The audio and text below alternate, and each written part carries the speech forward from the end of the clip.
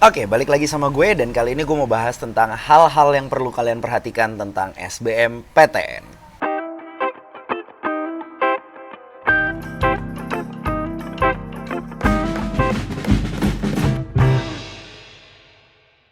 Oke, jadi untuk part kali ini gue bagi jadi 3 part. Yang pertama adalah soal pelajaran, yang kedua adalah soal strategi, yang ketiga adalah soal mental. Kenapa? Karena gimana ya, biar kalian paham aja gitu loh. Maksud gue biar lebih spesifik aja. Oke? Kita mulai. Jadi, hal-hal yang harus kalian perhatikan ketika kalian pengen SBMPTN, itu yang pertama adalah pelajarannya. Kenapa? Karena secara materi itu harus menguasai. Dan bukan hanya soal kalian paham tentang, oke, gue bisa soal ini, gue bisa pelajaran ini. Tapi lebih ke soal kayak gini. Lu dalam satu pelajaran itu bisa mengerjakan semua soal dalam waktu berapa menit. Nah, itu kenapa banyak tryout yang kayak menggunakan metode drill soal. Jadi lu kayak dikasih soal mulu sampai enek gitu loh. Tapi sebenarnya intinya itu bukan caranya kalian ngerjain semua soalnya. Tapi lebih ke gimana caranya kalian paham cara mengerjakannya. Pahamin bedanya. Cara mengerjakan soal dengan lu bisa mengerjakan semua soalnya. Kalau lu bisa mengerjakan semua soalnya, itu lebih kayak, oke, soal ini bisa gue kerjain, soal ini enggak, soal ini bisa, soal ini enggak, soal ini bisa gitu. Nah, kalian kerjain yang kalian bisa dulu, terlebih dahulu maksud gue. Nah, baru kalian kerjain yang nggak bisa. Karena yang nggak bisa pasti memakan waktu yang lebih lama dong. Nah, itu pertama soal materi. Jadi kenapa? Semakin banyak yang bisa kalian pahami materinya, maka semakin banyak soal yang bisa kalian jawab. Jadi kalian nggak perlu yang namanya tuh ngitung kancing, ngitung gigi, ngitung tusuk gigi, ngitung berapa hari lagi mereka putus gitu. Nggak perlu gitu loh maksud gue. Jadi semakin banyak materi yang bisa kalian pahamin, semakin banyak juga kesempatan kalian. Lampunya baru nyala. Semakin banyak juga peluang kalian mengerjakan semua soal gitu.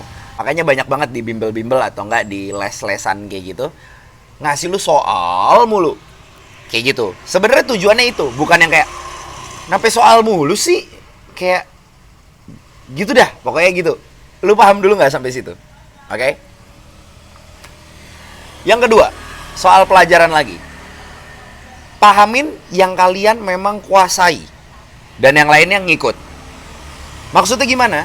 Maksudnya gini. Kalau misalnya kalian paham dengan satu pelajaran, misalnya kalian kuat banget nih di IPA nih, atau enggak, misalnya kalian kuat banget nih di fisika atau enggak di matematika, ya udah kejar aja dulu di sini. Yang lain ngikut, yang lain bisa-bisaan. Nah itu nanti masuk ke pembahasan strategi.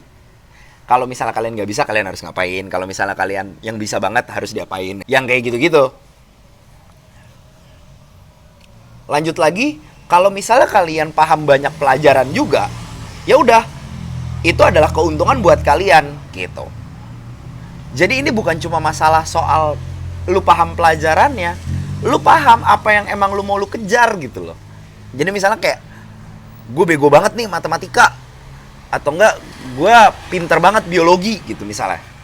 Ya udah lu kejar biologi lu pahamin semua materinya, lu coba ngerjain semua soal dalam waktu yang memang terbatas tadi. Lu bisa dapat berapa jawaban benar gitu loh. Nanti matematikanya nyusul. Lu bisa berapa materi, ya udah lu kuatin itu aja.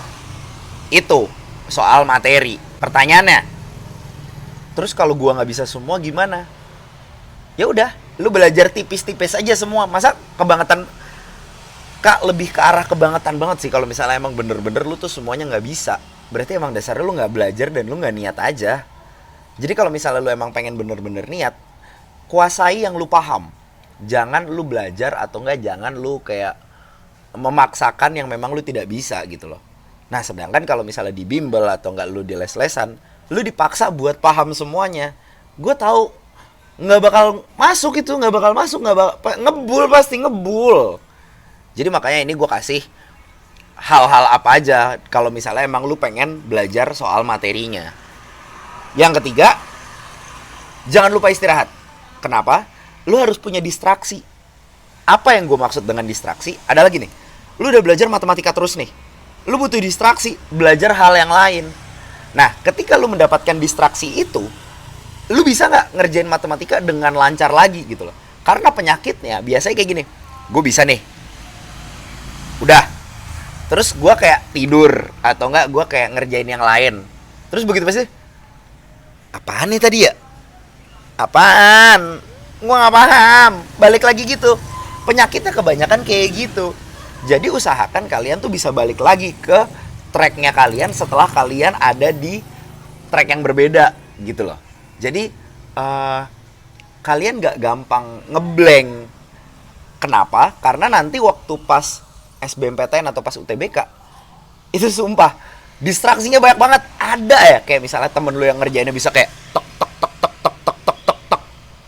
Padahal yang nggak tahu juga apa yang diisi gitu kan. Kalian udah keburu insecure duluan, kalian udah keburu kayak, aduh, dia bisa lagi ngerjain kayak gitu, gue bisa nggak ya? Yang kayak gitu loh. Itu nanti gue bahas di masalah mental, ada lagi. Nah, yang terakhir, jangan lupa istirahat.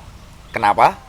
Karena otak lu tuh juga perlu refreshing gitu loh. Jadi kayak misalnya, lu udah mempelajari sesuatu yang kayak lebih berat gitu loh. Katakanlah lu belajarnya ekstra, lu punya effort lebih di situ. Kalau lu nggak istirahat, otak lu ini nggak sempet relax.